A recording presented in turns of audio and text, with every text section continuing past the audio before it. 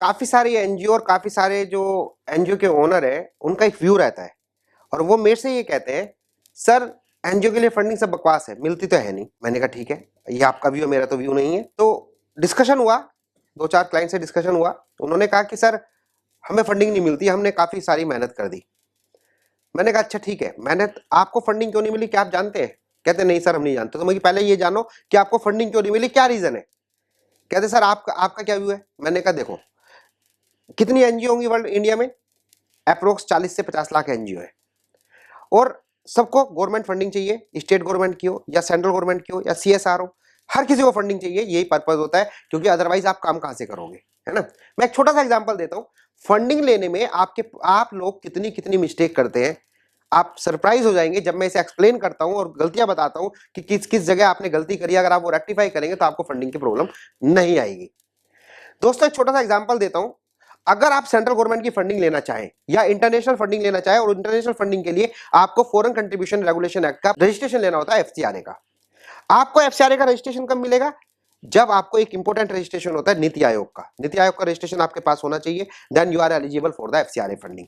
दोस्तों मैं इस एग्जांपल में आपको बताने वाला हूं, गलती गवर्नमेंट की या किसी कॉर्पोरेट सेक्टर की नहीं है, गलती आप लोगों की होती है कि आपको फंड क्यों नहीं मिलता। दोस्तों जैसे मैंने कहा कि अगर आपको इंटरनेशनल फंडिंग लेनी है और एफसीआरए का रजिस्ट्रेशन के लिए आपको नीति आयोग का रजिस्ट्रेशन चाहिए, और अगर आपको सेंट्रल गवर्नमेंट की फंडिंग चाहिए तो आपको नीति आयोग का रजिस्ट्रेशन होना कंपलसरी है। जितनी भी सेंट्रल गवर्नमेंट की मिनिस्ट्री है, अलग अलग मिनिस्ट्री है, है ना। अब दोस्तों मैं आपको एक डाटा देने वाला हूं। नीति आयोग का रजिस्ट्रेशन करने के लिए हमें नीति आयोग की वेबसाइट पे जाके रजिस्ट्रेशन कराना होता है, और मैंने आपको बताया अप्रोक्स 40 से 50 लाख एनजीओ है, इससे ज्यादा ही होंगी। अगर हम तीनों को मिलाएं, ट्रस्ट, सोसाइटी या सेक्शन 8 कंपनी, तीनों ही कैटेगरी एनजीओ की हैं, और तीनों कैटेगरी को ऐड करें पूरे ऑल ओवर इंडिया की, तो शायद इससे ज्यादा चली जाएगी। हम एक एग्जांपल मान लेते हैं 50 लाख। दोस्तों 50 लाख एनजीओ को सबको फंडिंग चाहिए सेंट्रल गवर्नमेंट की। आज अगर उनका कोई प्रपोजल निकलता है, आज कोई अपॉर्चुनिटी मिलती है, तो 50 लाख एनजीओ ये चाहेंगे कि मुझे ये प्रोजेक्ट मिल जाए। मिलेगा नहीं मिलेगा, ये है सही है, बिल्कुल सही है। क्योंकि मैं वर्कशॉप लेता हूं, वहां पे जब लोगों से पूछता हूं तो हर किसी व्यक्ति का, हर किसी पार्टिसिपेंट का हाथ ऊपर होता है, सर हमें फंडिंग चाहिए।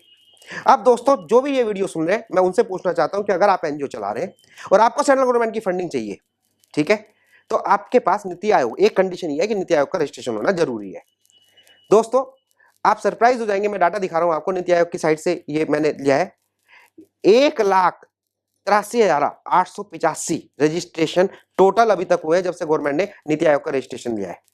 अप्रोक्स 10 साल हो गए। इस 10 साल में केवल 50 लाख एनजीओ में से 1 लाख या 2 लाख एनजीओ रजिस्टर्ड है। क्या रेशो रहा? 3 से 4% एनजीओ केवल रजिस्टर्ड है नीति आयोग में।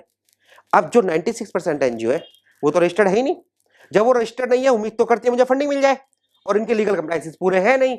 तो गलती गवर्नमेंट की है या आपकी, आप मुझे ये बताइए। ऐसे ही एक पॉइंट नहीं, ऐसे ही हजारों पॉइंट मैं आपको बताऊं जहां पे आप चूक जाते हैं और आपको लगता है कि यार हमारी तो फंडिंग मिल नहीं रही। आपके कंसल्टेंट क्योंकि वो प्रोफेशनल होते नहीं है, वो आपको बताते नहीं है। ये मैंने एक छोटा सा एग्जांपल दिया है कि नीति आयोग का रजिस्ट्रेशन केवल और केवल 4 से 5% लोगों ने करा रखा है। ये मेरा व्यू है दोस्तों, मैं आपको बता रहा हूं और डाटा के साथ बता रहा हूं कि आप साइट पे देखो, आप पिक्चर में देख रहे होंगे टोटल रजिस्ट्रेशन कितने हैं।